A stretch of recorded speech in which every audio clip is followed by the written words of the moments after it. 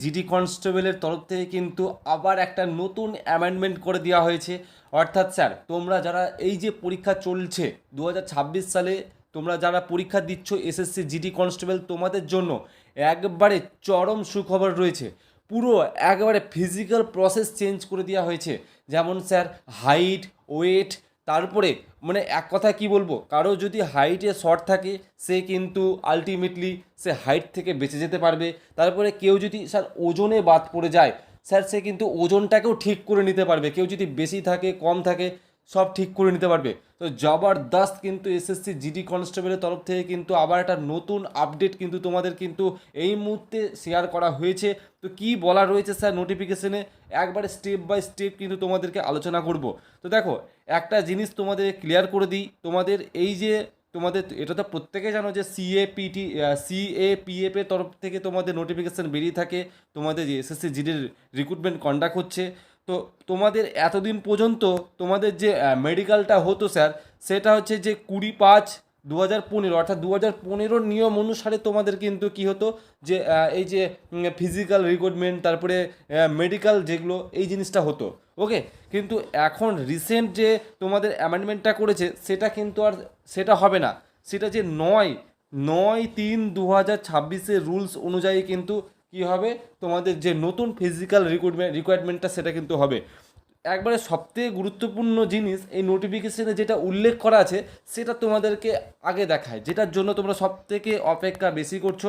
তো দেখো, এখানে সাপ সাপ লিখে দেওয়া হয়েছে যে কি, যে measurement of the physical standard, height, weight, chest will continue to be measured and record by the physical standard test board for all categories of candidate. তো যাই হোক, কিছু একটা বলেছে, medical officer will not be part of PST board.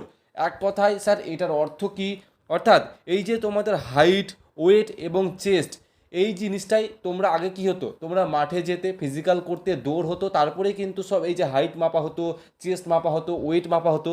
তো এগুলোই যারা বাদ চলে যেত, এখন কিন্তু সেটা হবে না। অর্থাৎ স্যার এই যে পিএসটি বোর্ড যেটা রয়েছে, ফিজিক্যাল স্ট্যান্ডার্ড বোর্ড যেটা রয়েছে, সেটা কিন্তু আর ডিসাইড করতে পারবে না যে তুমি বাদ যাবে কি যাবে না। ধরে নাও কারো আমি একটা জাস্ট একটা উদাহরণ দিচ্ছি, কারো চেস্ট ধরে নাও 75 রয়েছে, এবার তার চেস্টের প্রয়োজন হচ্ছে 80, তাহলে তাকে 5 সেন্টিমিটার বাড়াতে হবে। এই 5 সেন্টিমিটার বুকের জন্য সে বাদ চলে যাবে আলটিমেটলি ফিজিক্যাল টেস্টে। এবার তখন কি হবে, যখন সে, তো এটা কিন্তু পিএসটি বোর্ড বাদ দিতে পারবে না। যখন তোমার মেজারমেন্ট হবে, মেডিকেল এক্সামিনেশন হবে, তখন কিন্তু একটা মেডিকেল তো একটা একটু সময় দিয়ে হয়, তো তখন কিন্তু তোমরা এটাকে ঠিক করে যেতে পারবে। অর্থাৎ এটা শুধু হাইট, ওয়েট, এটা সব কিছুর ক্ষেত্রেই কিন্তু এটা অ্যাপ্লাই হবে, যে পরে তোমরা কিন্তু তখন এটা সেটা ঠিক করে যেতে পারবে। তো এই একটা ছিল। আরেকটা জিনিস যেটা সবথেকে গুরুত্বপূর্ণ জিনিস এখানে স্পষ্টভাবে উল্লেখ করে দেওয়া হয়েছে, 4 নম্বর point, normal range of BMI, যেটা sir body mass index.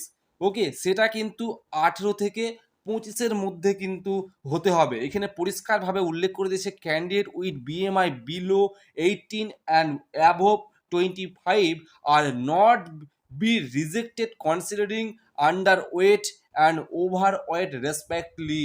Sir এটার মানে কি, অর্থাৎ ধরো কারো ওজন 60 কেজি স্যার, তাহলে তার এই 60 কেজি ওজন অনুসারে তার বিএমআর কিন্তু 20-র মধ্যে হতে হবে, যেটা হচ্ছে বডি মাস ইন্ডেক্স, অর্থাৎ তোমার যে শরীরের গঠন অনুযায়ী।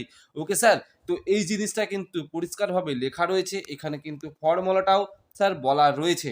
তো এই ছিল এসএসসি জিডির একটা নোটিফিকেশনের আপডেট। তো এই